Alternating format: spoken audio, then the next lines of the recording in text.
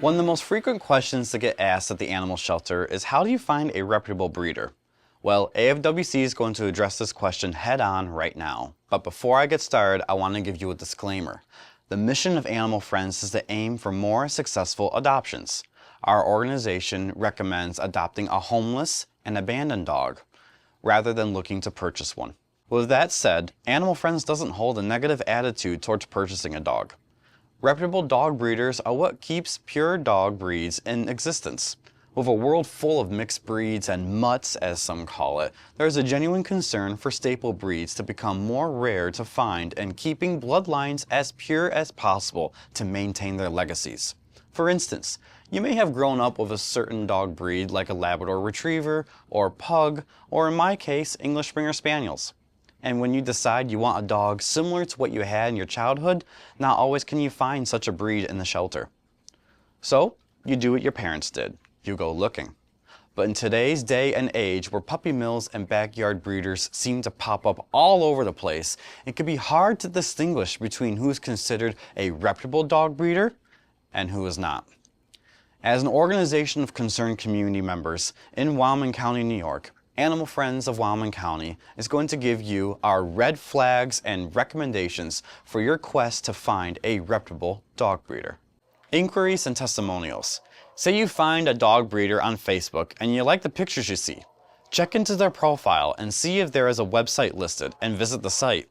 See everything that said breeder has put forth, then look into any purchase success stories. Use your judgment to determine if all looks right. I would even go a step further and contact said breeder's local animal control officer and vet clinic and inquire about the breeder's site. These are businesses and professionals who are made to follow proper guidelines under the law, and a good, reputable breeder would not be concerned about someone inquiring about them. Mind you, they are out there trying to promote themselves, so they will catch your eye, and your set of eyes aren't the only ones that see too. Transparency in paperwork. When you speak to a prospective breeder, be sure to ask about the environment the puppies and the adult dogs are in. Transparency is super key. There should be openness and willingness to share pictures and even videos of the dogs and puppies and their living environment. A good, reputable breeder wouldn't be ashamed of showing off where the dogs are kept and how their home looks. Also, there's no such thing as too many questions to ask. Not only should you be asking questions to the breeder, but the breeder should also be asking you questions as well, as a good, reputable breeder wouldn't want one of their puppies going to an untrustworthy or unsafe home. One of the most frequent statements vet clinics and animal control hear from people who recently got a puppy from their breeder is, "They did not give me the paperwork or proof of vaccines, but they said they got the shots done." Remember this, if the breeder fails to provide vaccination paperwork, then there is no proof of proper vaccinations, and your vet may have no choice but to start any vaccine series over again. A good, reputable breeder should provide vaccination records. It is also worth mentioning that a lot of breeders will purchase and administer vaccinations independently to save them the financial costs of getting them done by a licensed veterinarian. This is bad practice. A good, reputable breeder will want to make sure the vaccine is stored and administered properly and should require a licensed veterinary professional to handle any vaccines given to the puppy. This shows a commitment to providing adequate care to the puppy, even if it means the puppy may cost a little bit more money to offset the veterinary expenses. Note, a cheap puppy is not always a healthy puppy. Upon the sale of the puppy should be a minimum of 7 weeks of age, vaccinated against a parvo disease with proof of vaccination, have a health certificate signed by a licensed veterinarian, and have a veterinarian prescribed deworming medication. Beware of online scams. Some online sites have greatly cracked down and regulated how breeders promote the sale of their puppies, while other sites have no such firewalls.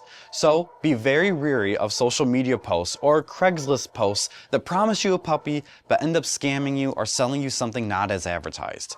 It is normal for a reputable breeder to ask for a deposit when you pick your puppy out, but don't pay the full amount of the puppy until said puppy can be exchanged for that payment. The advice we already touched upon before should still be followed up regarding transparency and proper paperwork.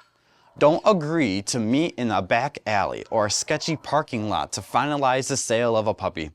A good, reputable breeder would want you to see the life the puppy's parents have so you can see their behavior, their health, and their well-being. The purpose of breeding. Be sure to always keep in the back of your head the question, what is the purpose of the breeder's breeding? A good, reputable breeder will be upfront with why they are breeding dogs, and their actions and other conversations you both have will reinforce this purpose.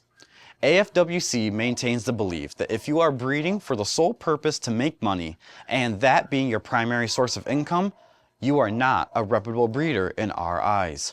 Good, reputable breeders would have a healthy relationship with a veterinary practice, purposely making sure that the male and female dogs are healthy enough to breed with veterinary visits and having genetic testing performed to test for any abnormalities as well as have orthopedic checks. For instance, if a breeder sells 25 or more puppies within a year's time, then they need to have a special pet dealer license with their township. According to AKC, a male dog that sires 7 or more litters must undergo hip and elbow dysplasia testing through accredited institutes such as the Orthopedic Foundation for Animals, also referred to as OFA, X-ray testing. Good, reputable breeders should already be familiar with local ordinances and breeding requirements established by the residing state and local government. Remember, laws are limited in regulations and standards of dog breeders, and there's no such law prohibiting dog breeding. There are safeguards in place, but not always are they initiated on time. Even though you may encounter a dog breeder who is meeting the minimum requirements from a legal standpoint, remember that society has a much more precise and higher standard of care that the law isn't quite up to date on yet. And for good reason so. No one wants animal hoarding or unnecessary and sometimes unintentional animal cruelty, such as inbreeding, to thrive.